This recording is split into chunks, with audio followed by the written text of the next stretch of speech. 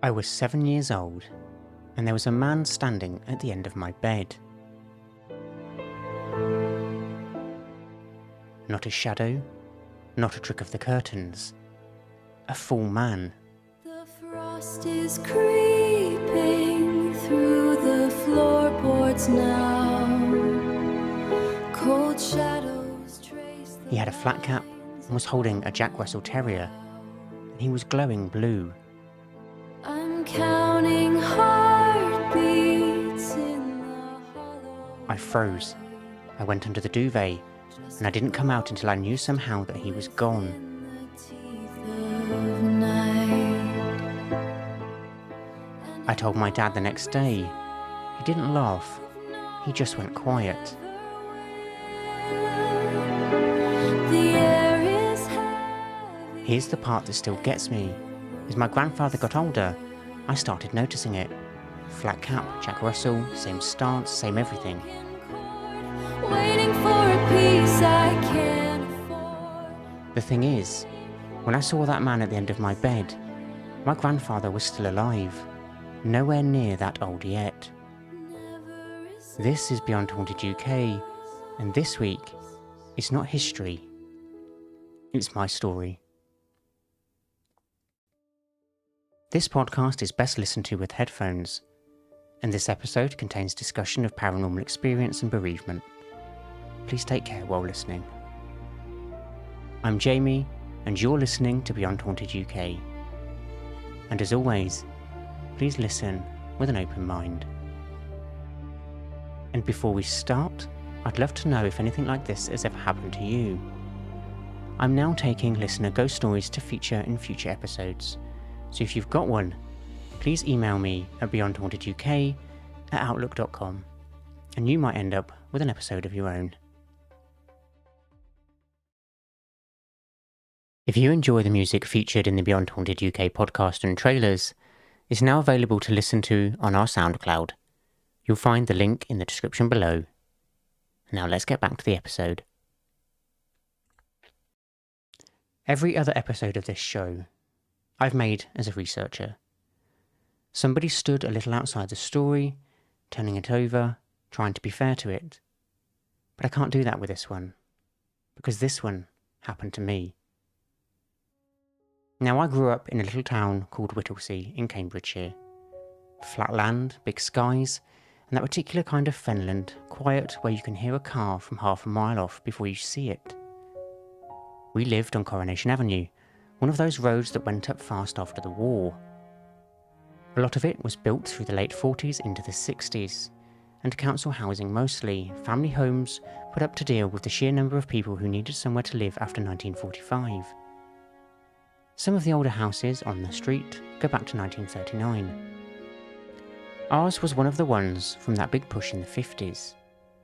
And I mention all that because it does matter to me weirdly. It wasn't an old house. Wasn't the kind of place you'd expect a story like this to happen in. There was no history of tragedy that anyone ever told me about. No creaking old beams or Victorian sadness baked into the walls. Just a fairly ordinary ex-council semi on a fairly ordinary street.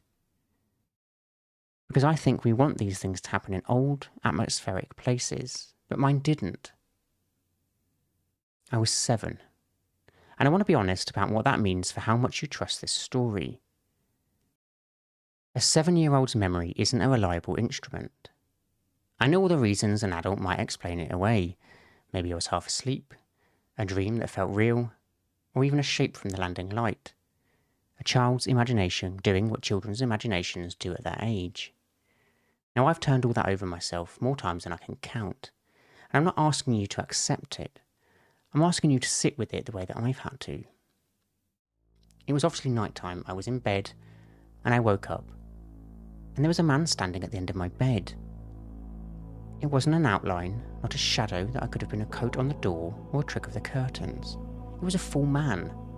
He was solid looking in the sense that he had a proper shape and weight to him, even though he was glowing blue. Now, it was a cold sort of blue light coming off him rather than lighting the room up around him.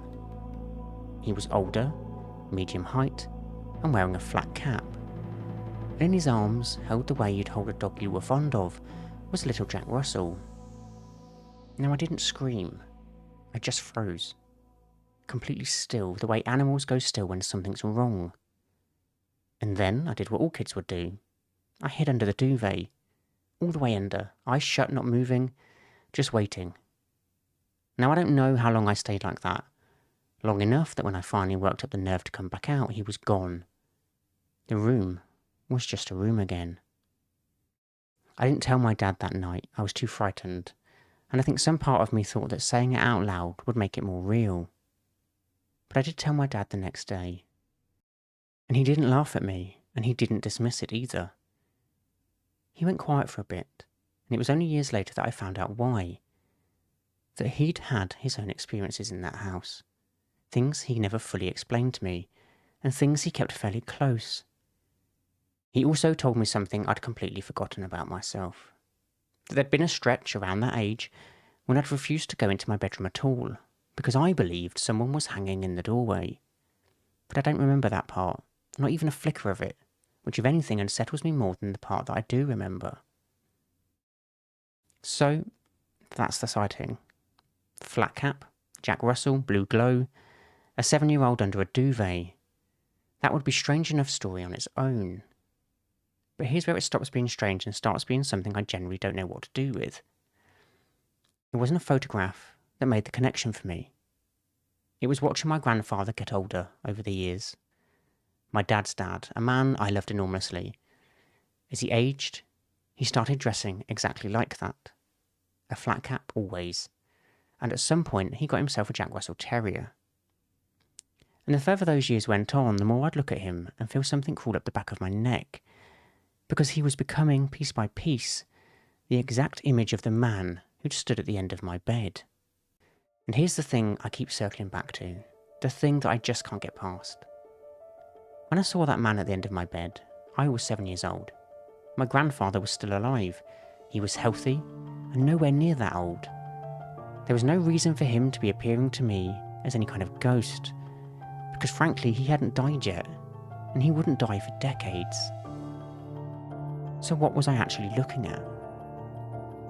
I've turned this over more than almost anything else I've researched for this show, because everything I usually reach for, a residual haunting, an imprint left behind by something that happened, or even a spirit tied to a place because of how they died there, none of it fits. Ghosts, in the way we usually talk about them, are supposed to be echoes of the past, something that had already happened, replaying. But I wasn't seeing my grandfather's past. I was seeing, as far as I can tell, my grandfather's future. Or maybe more precisely, I was seeing him as he would be decades before he was that man yet. I don't know what to call that. It isn't a haunting in the way I've come to understand the word through making this show. It's something closer to a premonition. Except a premonition of a person rather than an event. A version of him that hadn't happened yet. Somehow standing in my room, holding a dog he perhaps hadn't even got yet. So I've read a bit since about the idea that time might not be as fixed and as linear as we experience it day to day. That maybe under certain conditions, in certain rooms at certain vulnerable ages, something can slip. I don't know if I believe that in any rigorous sense. I'm not a physicist. I'm a bloke who saw his own grandfather standing at the end of his bed about 30 years before that image was true. What I kept coming back to is this. I loved my granddad. The flat cap, the Jack Russell, all of it.